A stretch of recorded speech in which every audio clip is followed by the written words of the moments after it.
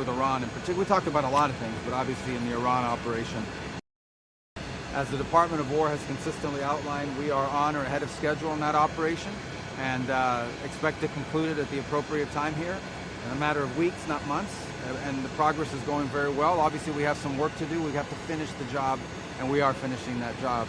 I did describe to our allies, however, that immediately after this thing ends, we're done with our objectives, one of the immediate challenges we're going to face is an Iran that may decide that they want to set up a tolling system in the Straits of Hormuz. Not only is this illegal, it's unacceptable, it's dangerous to the world, and it's important that the world have a plan to confront it. The United States is prepared to be a part of that plan. We don't have to lead that plan, but we're happy to be a part of it. But these countries have a lot at stake, not just the G7 countries, but countries in Asia and all over the world have a lot at stake and should contribute greatly to that effort to ensure that neither the Straits of Hormuz or frankly any international waterways should ever be something that's controlled or tolled by a nation state or by a terroristic government like the one that exists in Iran today in that radical clerical regime. Let me put it to you this way. There is nothing Russia is doing for Iran that is in any way impeding or affecting our operation or the effectiveness of it. That's the best way that I could put it. We are achieving all those objectives. We are ahead of schedule on most of them. And we can achieve them without any ground troops, without any. Now, in terms of why there's deployments, number one, the president has to be prepared for multiple contingencies, which I'm not going to discuss in the media. And again, I refer you to the Department of War, who will probably tell you the exact same thing.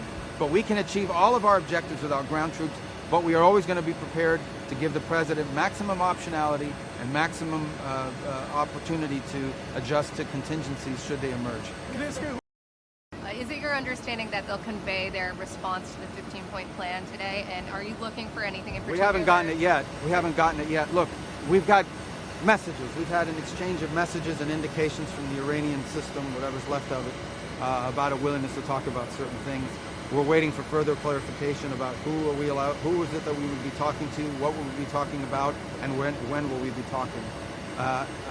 I don't have any news for you on that yet. It could happen at any moment. It could happen today. It could happen tomorrow. We're not predicting it. We're going to continue with our operation.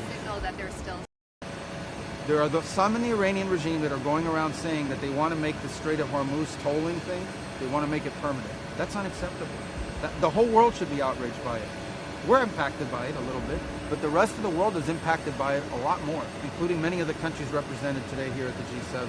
And so if those countries are deeply impacted by it, all we've said is, you guys need to do something about it. We'll help you, but you guys are going to need to be ready to do something about it. Because when this conflict and when this operation ends, if the Iranians decide, well, now we control the Straits of Hormuz, and you can only go through here if you pay us, and if we allow you to, that's, not only is it illegal under international law and maritime law, it's unacceptable.